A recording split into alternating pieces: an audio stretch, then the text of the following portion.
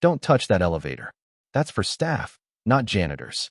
The sentence cracked through the polished marble lobby like a gavel, sharp, public, final, and every head within 20 feet turned just enough to watch what would happen next. Marcus Ellington didn't move, one hand resting on the worn metal handle of his mop cart, his posture calm, almost too calm, like a man who had already seen this moment play out before it even began. Before we continue, where are you watching from? Drop your city or country in the comments below. And if you believe in dignity and justice, hit like and subscribe.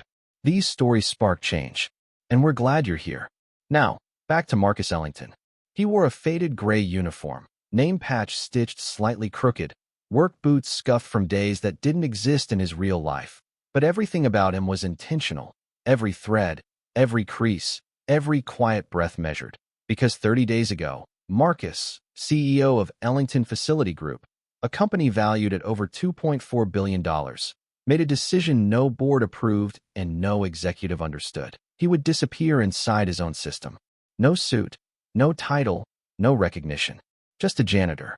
The guard, a tall man with a pressed uniform and a badge that carried borrowed authority, stepped closer, lowering his voice just enough to sound controlled, but not enough to hide the message. Use the service elevator. That one's not for you. Marcus blinked once, slow, deliberate, his eyes scanning the man's face the way he used to scan contracts worth tens of millions, not for words, but for intention, and he saw it immediately. Not anger, not even personal dislike, just something colder, something trained, something practiced. Around them, employees passed by holding tablets, coffee cups, conversations about quarterly targets and client calls, and not one of them questioned what they had just heard. A few glanced, then looked away, the way people do when discomfort feels easier to ignore than confront. Marcus shifted his grip slightly, the wheels of the cart squeaking softly against the floor, the only sound that acknowledged what just happened. He could have said something. He could have corrected it. In a second, one sentence, one name, and this entire building would have straightened its spine. But he didn't, because this wasn't about one elevator. This was day one of Protocol Shadow, and already, the system was speaking. Marcus did not argue, did not correct, did not even look back at the elevator as he turned the cart and rolled it toward the narrow hallway marked service access only, his pace steady, his expression unchanged, but inside his mind something had already been logged, categorized, stored, not as an insult, but as data. The fluorescent lights in the service corridor buzzed faintly overhead, a different world from the polished lobby just 30 feet away, where glass and marble suggested excellence, while here, peeling paint and scuffed baseboards told a quieter truth about what the company chose to hide. Marcus pushed the cart forward, passing two employees standing near a storage closet, their conversation dropping just slightly as he approached, not out of respect, but out of dismissal, as if his presence did not require acknowledgement. One of them, a man in his early 30s wearing a company polo, gestured toward a spill near the break room door without even making eye contact. "That needs to be cleaned up," he said, already turning away before the sentence fully landed, as if issuing instructions to a machine. Marcus stopped, glanced at the spill, then back at the man's retreating figure, and for a brief moment, less than a second, there was a shift in his eyes, not anger, not frustration, but recognition. He had seen this pattern before, not just in other companies, but in his own. He set the cart beside the wall and began to work, slow, methodical, each movement deliberate, as if the act itself carried weight beyond the surface.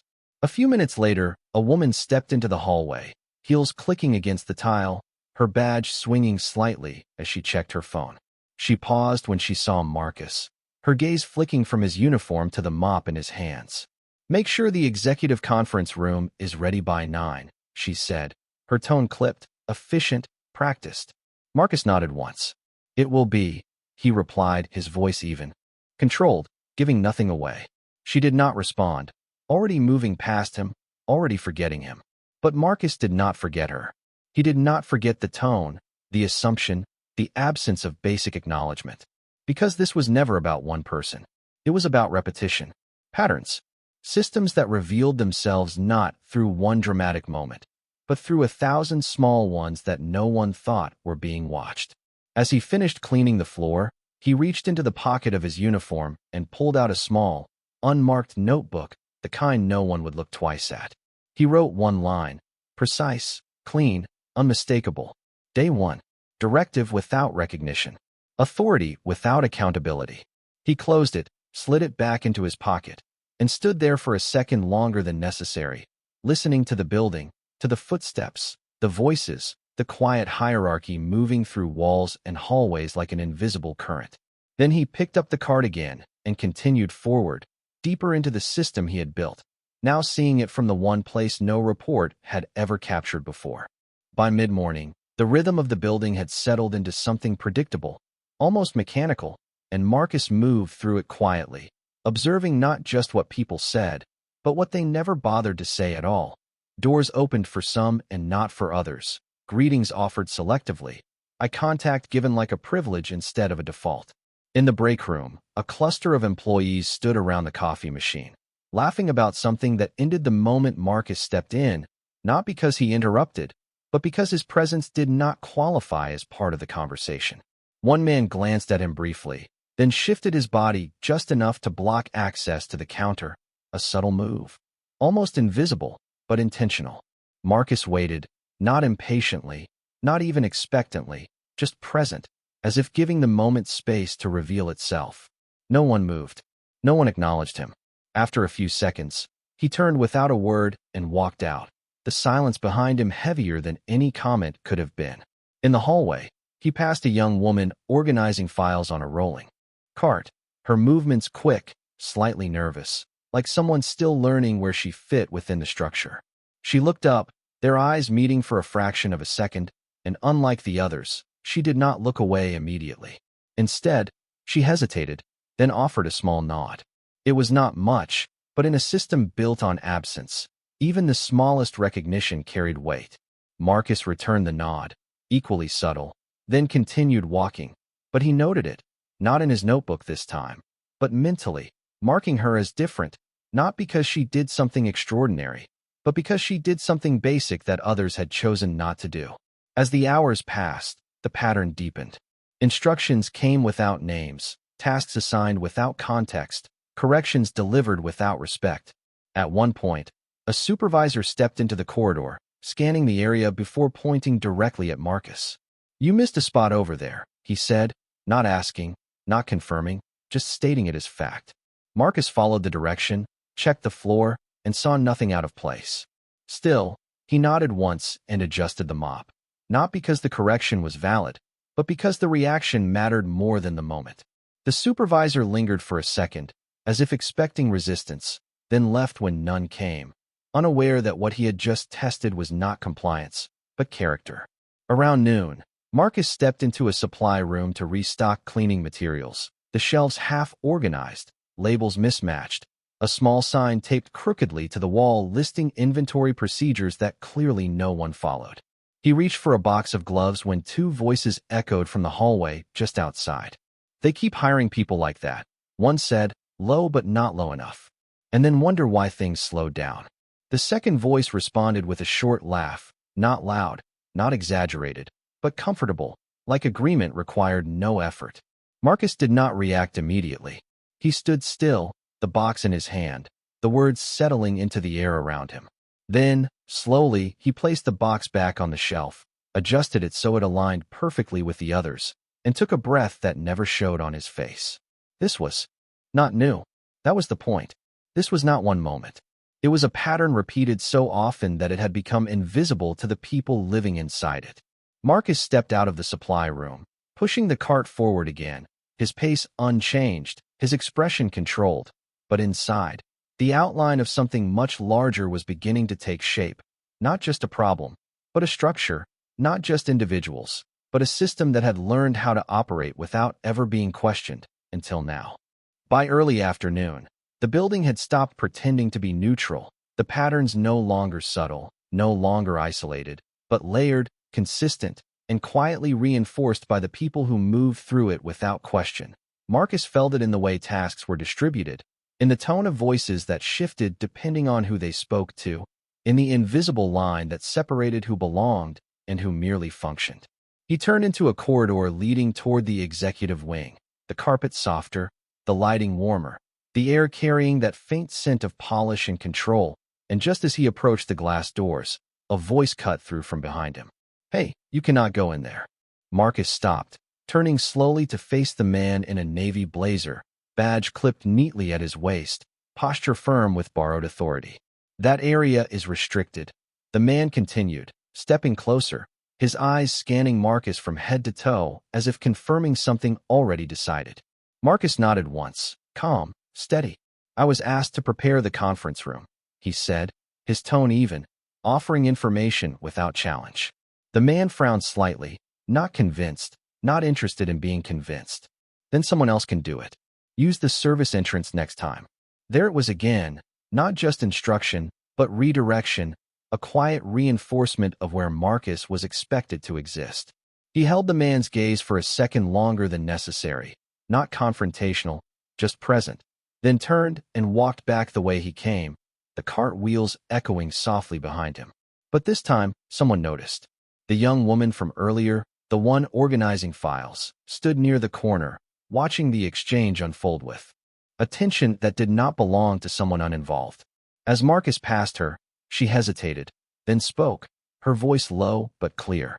"They told me the same thing last week," she said, almost like a confession. Marcus paused, looking at her fully now. "What happened?" he asked. She shifted slightly, glancing down the hallway before answering. "I was delivering reports. He said I needed approval to be there, even though it is part of my job." Her fingers tightened around the edge of her clipboard, not in fear, but in frustration that had not found a place to go. Marcus studied her for a moment, not just her words, but the way she carried them. "Did you get the approval?" he asked. She shook her head.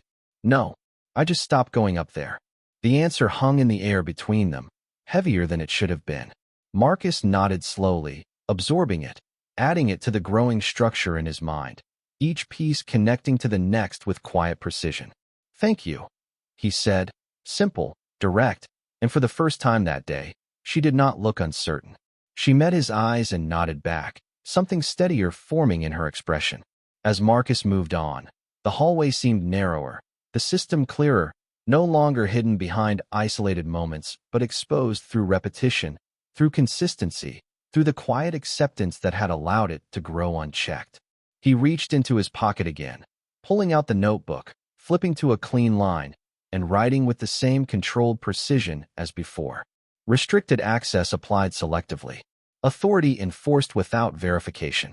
He closed it, slid it back, and continued forward, deeper still, knowing that what he was uncovering was no longer just behavior, but design. The afternoon stretched on, but the pattern did not fade. It sharpened, becoming more defined with every passing hour, and Marcus moved through it like someone mapping a structure no one else realized existed. The requests became shorter, the tone more direct, the assumptions less disguised. Near 3 o'clock, he pushed his cart into a corridor lined with offices, doors half open, voices drifting out in fragments of meetings and deadlines, and as he passed one doorway, a man inside waved him over without even turning fully in his chair. "Trash is full," he said, pointing to a bin beside his desk, his eyes still fixed on his screen. Marcus stepped in, replaced the liner, tied the bag, and turned to leave when the man added, almost as an afterthought, "Make it quick next time. Some of us actually have work to do." The sentence landed flat, casual, like something said too often to be questioned. Marcus paused for half a second, not long enough to be noticed, then nodded once and stepped back into the hallway, his expression unchanged, but the words filed away with everything else. A few steps later, he reached the end of the corridor where a set of double doors led to a small employee lounge, the kind not listed on any official map, but known to those who had been there long enough. Inside, 2 employees sat at a table, their conversation quiet until Marcus entered, then suddenly non-existent, replaced by the soft tapping of a phone screen and the rustle of paper. He moved to the sink, rinsing out a cloth, aware of the silence behind him, the kind that was not empty, but deliberate. As he turned to leave, one of them spoke, not to him, but loud enough for him to hear. "They should really keep service staff in the back areas," the voice said, followed by a short pause. "It just looks better." The other person did not respond, but did not disagree either. Marcus stopped at the door, his hand resting on the handle, the words settling into the space around him. And for the first time that day, the weight of repetition pressed a little heavier, not because it was new, but because it was expected. He stepped out without a word, closing the door quietly behind him, and continued down the hall, his pace steady, his breathing controlled, his focus sharpening rather than breaking. This was not random. It was not accidental. It was reinforced, echoed, repeated until it became policy without ever being written down. As he reached a supply station, he set the cart aside and leaned slightly against the counter, just for a moment, just long enough to let the noise of the building settle into something he could hear clearly. Footsteps. Above, voices through walls, doors opening and closing, all of it part of a system that operated smoothly on the surface while something else moved underneath. He reached into his pocket again, pulling out the notebook, flipping to the next line, and writing with the same precision as before. Language reflects hierarchy. Presence determines value. He paused, pen hovering for a second, then added one more line beneath it. Behavior normalized through repetition. He closed the notebook, slid it back into place, and straightened, his posture returning to neutral, his expression calm, almost distant, but his eyes sharper now, more focused, because the deeper he moved into this environment, the clearer it became that what he was documenting was not just behavior, but permission, a system that allowed itself to continue because no one inside it believed it would ever be seen from the outside. And that was the one thing they had not accounted for. The day did not end with a single moment. It stretched into a quiet accumulation, and somewhere between late afternoon and early evening, the system began to reveal something deeper, not just how people behaved, but how they justified it to themselves. Marcus noticed it in the way conversations shifted when supervisors entered, in the way certain names were spoken with respect while others were shortened, reduced, or replaced entirely. Near 4:30, he was assigned to restock supplies on the executive floor again, this time through the service route, the narrow hallway that ran parallel to the polished corridor he had been redirected from earlier. As he moved through it, he heard voices through the wall, clear enough to understand, blurred enough to feel unguarded. "We need people who represent the brand," one voice said, measured, confident. "Clients notice everything." Another voice responded, quieter but certain. "Exactly. It is about presentation." Marcus slowed his steps, not stopping, just adjusting his pace enough to let the words settle, to let the tone carry its meaning beyond the surface. Presentation. Representation. Words that sounded neutral until they were placed in context, until they aligned with everything he had seen throughout the day. He continued forward, pushing the cart until the hallway opened into a small service entry that led into the executive conference room from behind. The room was empty for now, chairs perfectly aligned, glass table reflecting the overhead lights, a space designed for decisions that shaped the company, decisions made without ever seeing the system from this side. Marcus stepped inside and began preparing the room, adjusting chairs by inches, aligning materials, his movements precise, controlled, but his mind moving faster, connecting patterns, building something larger than observation. As he worked, the door at the front of the room opened and two employees walked in mid-conversation, not expecting anyone to be there yet. They stopped briefly when they saw him, their expressions shifting just slightly, not surprised, but inconvenienced. One of them gestured toward the table. "Make sure everything is spotless before they arrive," he said, his tone not harsh, but dismissive, like a reminder given out of habit rather than necessity. Marcus nodded once, continuing his work, but the second employee lingered for a second longer, studying him in a way that suggested curiosity rather than authority. Then, just as quickly, he turned and followed the first man out, the conversation resuming as if Marcus had already disappeared from relevance. When the door closed, the room returned to silence, but it was not the same silence as before. It carried weight now, context, the echo of words that had not been meant for him, but had revealed everything anyway. Marcus finished aligning the final chair and stepped back, looking at the room not as a janitor, but as the man who built the company that occupied it, seeing the gap between intention and reality more clearly than ever. He reached into his pocket, pulling out the notebook once more, and wrote slowly, deliberately, each word placed with precision. Bias disguised as standards. language used to justify exclusion. He paused, then added another line beneath it. Leadership disconnected from lived experience. He closed the notebook and slipped it away, his posture returning to neutral, his role intact. But something had shifted. This was no longer just observation. It was confirmation, and as he pushed the cart back toward the service hallway, the system no longer felt hidden. It felt exposed, even if no one else could see it yet. By the time the building began to quiet, something else had taken its place. Not silence, but a kind of unspoken agreement that the day's patterns were normal, expected, even justified, and Marcus could feel it in the way people moved with less restraint. Conversations loosening as the pressure of visibility faded. It was in these hours that truth spoke the clearest. He pushed his cart into the lower administrative wing, a part of the building that connected departments rarely acknowledged in executive meetings, where operations met reality and policies met people. The lighting here was harsher, the walls lined with outdated notices and schedules no one updated. And as he turned the corner, he saw her again, the young woman from earlier, standing near a copier that jammed more often than it worked. She was trying to fix it, her movements careful but uncertain, her brow slightly furrowed as she read the instructions printed on the inside panel. Marcus slowed, watching for a moment, then stepped closer. "It needs to be reset from the back panel," he said, his voice calm, measured. She looked up, surprised, then nodded. "I thought so, but I was not sure," she admitted, stepping aside slightly. Marcus reached behind the machine, pressed the small recessed button, and the copier hummed back to life with a low mechanical whir. She let out a quiet breath, almost a laugh. "Thank you," she said, this time with more certainty, more presence. Marcus gave a small nod. "You are welcome." There was a pause, not awkward, but open, and for the first time that day, the space between two people felt neutral, unweighted by assumption. "I am Emily," she added after a second, as if deciding it mattered. Marcus held her gaze briefly. "Marcus," he replied, offering only his first name, nothing more, nothing less.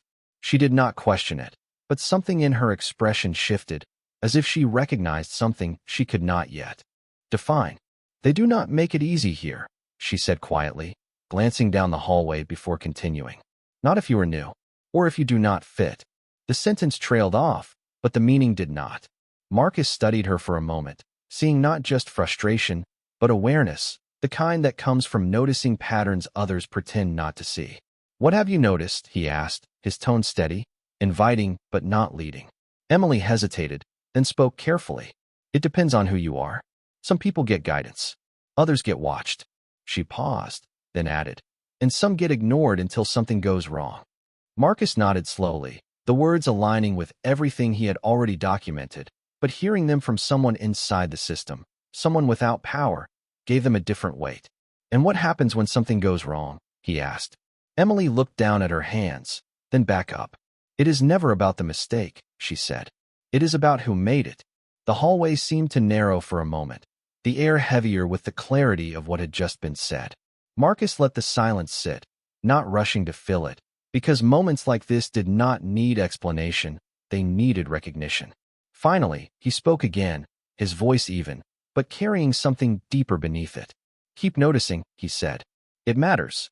Emily nodded, her expression steadier now, as if the simple act of being heard had shifted something inside her. As Marcus moved on, pushing the cart further down the hallway, he did not reach for his notebook this time, because this was no longer just observation. It was confirmation from within, and as the building settled into its evening rhythm, the system no longer felt hidden at all. It felt exposed, layer by layer, through the voices of those who had been living inside it all along. The building grew quieter as the evening settled in, but for Marcus, the silence did not bring relief. It sharpened everything, stripping away the noise and leaving only what mattered: patterns, behaviors, truths that had been repeating long before he stepped inside this role. He moved through a narrow hallway toward the employee restrooms, the kind tucked away from public view, functional but forgotten, and as he stepped inside, the fluorescent lights flickered once before steadying, casting a flat, unfiltered glow across the mirrors. Marcus set the cart aside and walked toward the sink, turning on the faucet, letting the water run over his hands. not because they needed cleaning, but because the moment required stillness. He looked up at his reflection, really looked this time, not as the CEO others recognized in tailored suits and boardrooms, but as the man standing here now, dressed in a uniform that erased identity and replaced it with assumption. For a second, the present blurred, and something older surfaced, not loudly, not dramatically, but with a quiet precision that only memory carries. He was 23 again, standing in the lobby of his first corporate job, holding a resume that represented years of work, only to be told he should wait in the back because the front area was for clients. He remembered the tone more than the words, the way it settled into the room like a rule no one questioned. He had not argued then either. He had waited, watched, learned. And now, decades later, standing in a building his own company operated, the same tone had found him again, just dressed in different language, different faces, but carrying the same meaning. Marcus exhaled slowly, the sound barely audible, his eyes steady on the reflection in front of him, and something shifted, not anger, not frustration, but clarity, the kind that does not react, it resolves. He turned off the faucet, dried his hands, and straightened slightly, his posture aligning not with the role he wore, but with the identity he carried beneath it. This was never about proving anything to anyone in this building. It was about revealing what had already been there. As he stepped back into the hallway, the sounds of the building returned, distant conversations, footsteps, the low hum of systems running in the background. But Marcus heard them differently now, not as noise, but as signals, each one part of a larger structure that was no longer invisible to him. He reached into his pocket, pulling out the notebook again, flipping to a fresh line, and writing. With deliberate care. Not new, just repeated. He paused, then added beneath it, bias adapts. It does not disappear. He closed the notebook and slid it back into place, his expression calm, composed, but his eyes carrying something sharper now, something final. As he picked up the card and continued down the corridor, the role remained, the disguise intact, but the purpose had deepened, because this was no longer just observation or confirmation. This was transformation in motion, quiet, controlled, and inevitable. The night shift began to take hold, and with it came a different kind of honesty, the kind that surfaces when people believe no one important is watching. Marcus moved through the building with the same steady pace, but now every glance, every tone, every decision carried more weight, because patterns did not fade with time, they revealed themselves more clearly in it.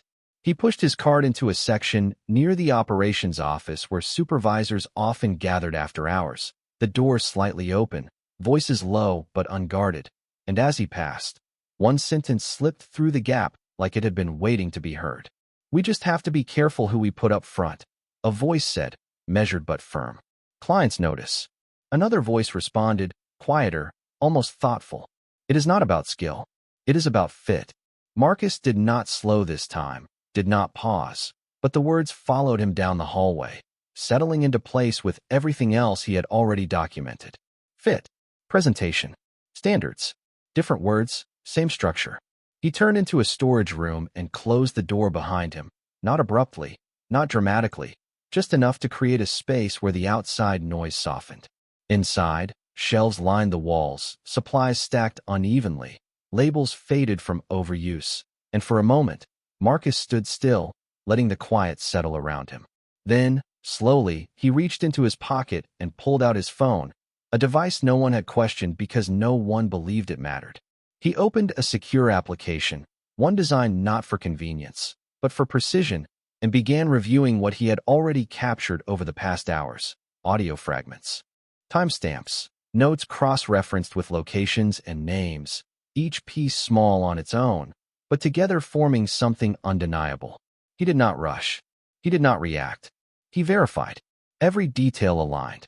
Every pattern repeated. This was no longer observation. This was evidence. A soft knock sounded at the door, light, uncertain. Marcus closed the application and slipped the phone back into his pocket before responding. "Come in." The door opened slightly, and Emily stepped inside, her expression cautious but determined. "I did not want to say this out there," she said, closing the door behind her, lowering her voice instinctively. Marcus turned toward her, attentive, present. "What is it?" he asked. She hesitated for a second, then reached into her own folder and pulled out a sheet of paper, not official, not formatted, but handwritten, lines of notes organized with care. I have been keeping track, she said, her voice steadier now. Who gets scheduled where? Who gets moved? Who gets written up? She handed it to him, and Marcus took it, scanning quickly, his eyes moving with quiet intensity as he recognized the structure behind her observations. It matched his own. Different perspective, same pattern. Emily watched his reaction carefully. I thought it was just me at first, she continued. But it is not random. Marcus looked up at her, meeting her gaze fully now, and for the first time, there was something unmistakable in his expression, not surprise, not doubt, but confirmation. No, he said calmly. It is not. The room held that moment for a second longer, two perspectives aligning into one reality, and then Marcus folded the paper carefully and handed it back. Keep it, he said. You will need it. Emily frowned slightly, confused but listening. For what? She asked. Marcus held her gaze, his voice even, controlled, but carrying a quiet certainty that did not need explanation. For when this becomes visible, he replied. Outside the room, the building continued as if nothing had changed, voices echoing down hallways, systems running as they always had. But inside that small space, something had shifted, not loudly, not dramatically, but definitively. Because what had once been isolated observations were now aligned truths, and the system that believed it was invisible had just taken its first step toward being seen. The next morning did not arrive with noise or disruption. It arrived with routine, the same quiet confidence the building carried every day, as if nothing inside it had ever been questioned, as if everything functioned exactly as it should. Marcus walked in through the service entrance at 7:12 a.m., his uniform unchanged, his pace steady, but something in his presence had shifted, not outwardly, not in a way anyone could name, but in a way that made every step feel deliberate, final. Day 2 had begun, but the system was already repeating itself. In the main hallway, 2 employees passed him without acknowledgement, their conversation uninterrupted, their attention fixed forward as if he existed outside their field of relevance. A supervisor stood near the corner, scanning a checklist, then pointed without looking directly at Marcus. Restrooms on the 3rd floor need attention, he said, his tone efficient, detached, as if issuing instructions to a process rather than a person. Marcus nodded once, already moving before the sentence fully settled, not because he was responding to authority, but because he was following the pattern he needed to see play out again. On the 3rd floor, the atmosphere mirrored the day before, controlled, polished, and quietly selective. As Marcus entered the corridor, he passed a group of employees gathered near a conference room, their voices low but clear enough to carry meaning. One of them glanced briefly in his direction, then leaned slightly toward the others and said, "Make sure the front area stays presentable. Clients are coming in today." Another responded with a short nod. "Yeah, we do not want the wrong impression." Marcus continued walking, the words aligning perfectly with what he had already documented, not as isolated comments, but as part of a shared understanding that no one needed to explain. Inside the restroom, he moved through the routine, wiping surfaces, adjusting supplies, his actions precise, but his focus elsewhere, on the repetition on. How easily the same language appeared in different spaces, carried by different voices, all pointing to the same structure beneath. When he stepped back into the hallway, he noticed something new, not in behavior, but in timing. Conversations paused slightly as he passed, not completely, not obviously, but enough to suggest awareness without acknowledgement, as if people recognized his presence but chose not to engage with it. It was not invisibility anymore. It was something more calculated. Near the end of the corridor, he saw Emily again, standing near a bulletin board, reviewing a schedule posted for the week. She looked up as he approached, her expression more focused now, less uncertain than the day before. "They changed the assignments overnight," she said quietly, her voice controlled but carrying concern. Marcus stepped closer, scanning the board, his eyes moving quickly across names and placements, noting the pattern immediately. "Based on what?" he asked. Emily shook her head slightly. "That is the thing. There is no explanation." Marcus nodded once, the confirmation settling into place with everything else. He did not reach for his notebook this time. He did not need to. The pattern was no longer forming. It was established. As he stepped back, adjusting his grip on the cart, his voice remained calm, even, but there was something final beneath it. Then we let it continue, he said. Emily frowned slightly. Why? Marcus met her gaze, steady, certain. Because the clearer it becomes, he replied, the harder it is to deny. The hallway returned to its usual rhythm, footsteps, voices, the quiet movement of a system that believed it was operating as intended. But Marcus knew something they did not. The pattern was no longer hidden, and soon, neither would be the truth behind it. By late morning, the pattern was no longer subtle. It had moved past suggestion and into demonstration, repeating itself with such consistency that it no longer needed explanation. Marcus pushed his cart into the central operations floor where activity was highest, where decisions met execution, and where the illusion of fairness was strongest on the surface. A regional meeting had just ended, and employees were dispersing into clusters, voices overlapping, energy elevated. But beneath it all, the same structure held steady. Marcus moved toward a spill near the center aisle when a voice cut through the noise, sharper than the rest. Hey, make sure that gets cleaned before the clients walk through, David Collins said, stepping out of the conference room with a tablet in hand, his tone controlled but firm, the kind of authority that expected compliance without question. Marcus looked up, meeting his gaze briefly, and nodded once, his response measured, neutral. David did not wait for acknowledgement, already turning to continue his conversation with another manager. We cannot afford mistakes today, he added, lowering his voice slightly, though not enough to keep it private. Presentation matters. The words echoed the same language Marcus had heard all morning, but this time, they carried more weight, not because they were different, but because of who said them. As Marcus bent to clean the spill, two employees nearby continued the conversation in quieter tones. He has been tightening things up lately, one said, especially with staffing. The other nodded. Yeah, he has his preferences. Marcus finished the task, rising slowly, his movements deliberate, his focus locked not on the floor, but on the structure unfolding in front of him. This was the level where patterns became policy, where repetition turned into direction. As he pushed the cart forward, David's voice surfaced again, clearer this time, directed at a group of supervisors gathered near the corridor. We need the right people in the right places, he said, gesturing toward the front lobby. Some roles are visible, some are not. Let us be smart about who represents us. There it was, not hidden, not softened, spoken openly in a room full of people who did not question it, who absorbed it as instruction rather than bias. Marcus slowed his pace just enough to hear the full exchange, his expression unchanged, but his eyes sharper, more focused than before. A supervisor responded with a quick nod. Understood, he said. We will make adjustments. Adjustments.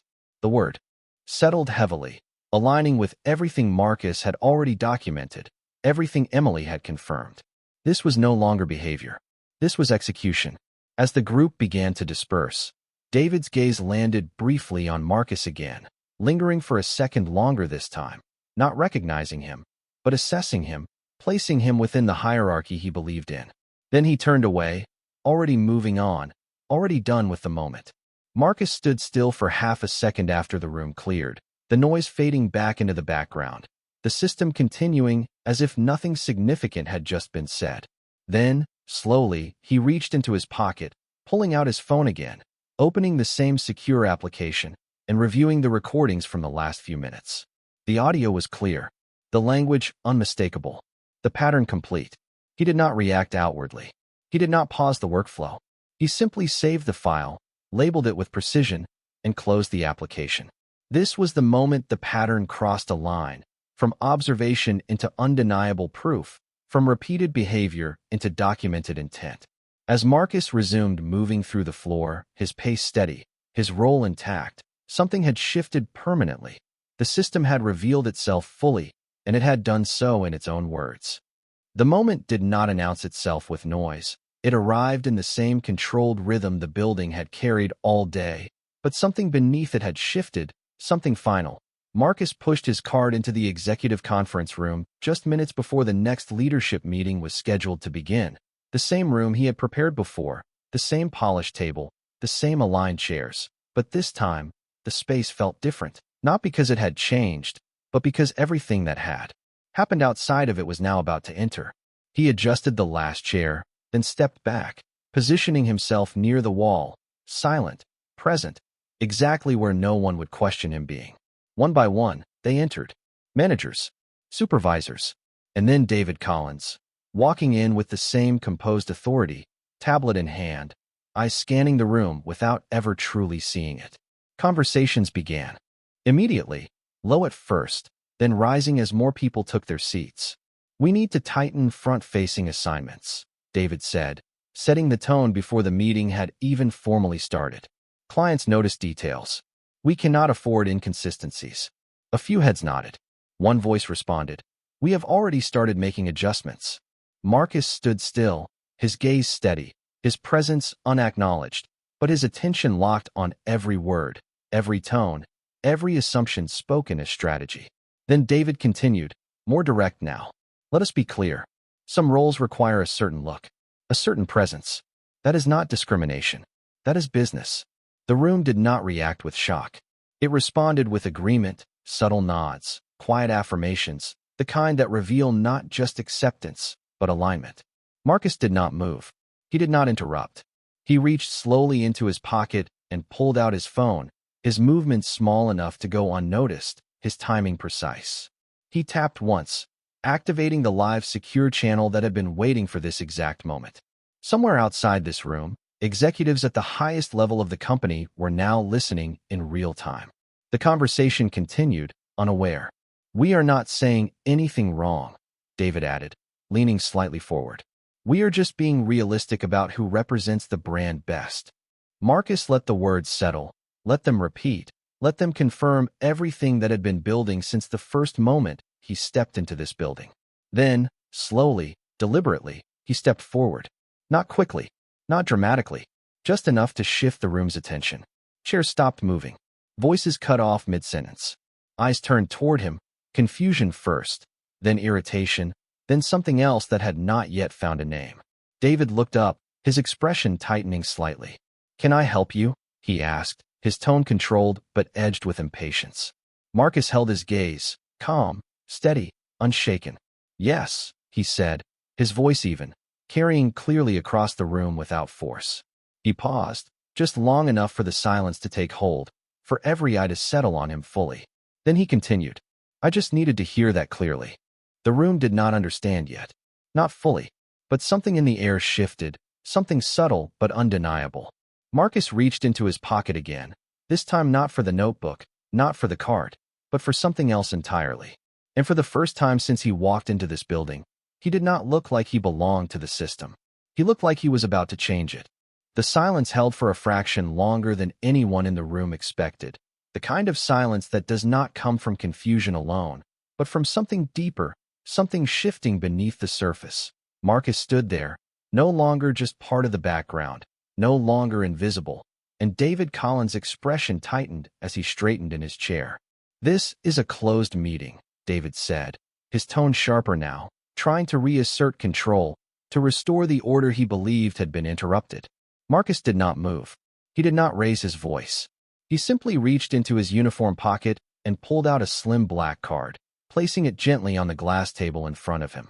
The sound it made was soft, but it carried across the room like a signal. "Then it is a good thing I am exactly where I need to be," Marcus said calmly. The room stilled. Eyes shifted from Marcus to the card, then back to his face, searching for something to make sense of what was happening. David frowned, leaning forward slightly.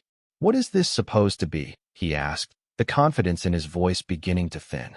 Marcus met his gaze, steady, unshaken. "You said representation matters," he replied. "So let me be clear about mine." He paused, just long enough for the weight of the moment to settle, then continued. "My name is Marcus Ellington." The name did not land all at once. It moved through the room in waves, recognition dawning slowly on some faces, instantly on others. Chairs shifted. One manager straightened abruptly. Another glanced toward the door, as if the room itself had changed. David did not speak immediately, but the certainty in his posture was gone. Marcus continued, his tone even, controlled, but carrying authority that no title needed to announce. "I founded this company. I built the systems you are sitting inside right now. And for the last 30 days, I have been working in this building under a name you never asked for. The silence deepened, no longer uncertain, but heavy with realization. Marcus reached into his pocket again and lifted his phone, tapping once. Everything you said today, he continued, has been recorded, verified, and shared with the executive board. As if on cue, the large screen at the front of the room flickered to life, displaying a live connection, faces appearing one by one, members of the board, watching, listening, already aware. A quiet ripple moved through the room, not panic, but something closer to collapse, the kind that happens when a system realizes it has been seen clearly for the first time. David's voice returned, but it was different now, stripped of certainty. "This is a misunderstanding," he said, but the words lacked foundation. Marcus shook his head slightly. "No," he replied, calm, final. "This is a pattern." He let that sit, then added, "And patterns have consequences." He turned slightly, addressing the room, not with anger, not with accusation, but with clarity. "You did not fail because you did not know who I was," he said. "You failed because of how you treated someone you thought did not matter." No one spoke. No one moved. The system had nothing left to hide behind. Marcus stepped back, his posture relaxed, his voice steady as he finished. "Access has already been reviewed. Roles will be reassigned. And effective immediately, this structure changes." He paused once more, his gaze moving across the room, meeting eyes that could no longer look away. "I did not come here to interrupt the system," he said quietly. "I came here to reveal it." And in that moment, the silence was no longer empty. It was accountability.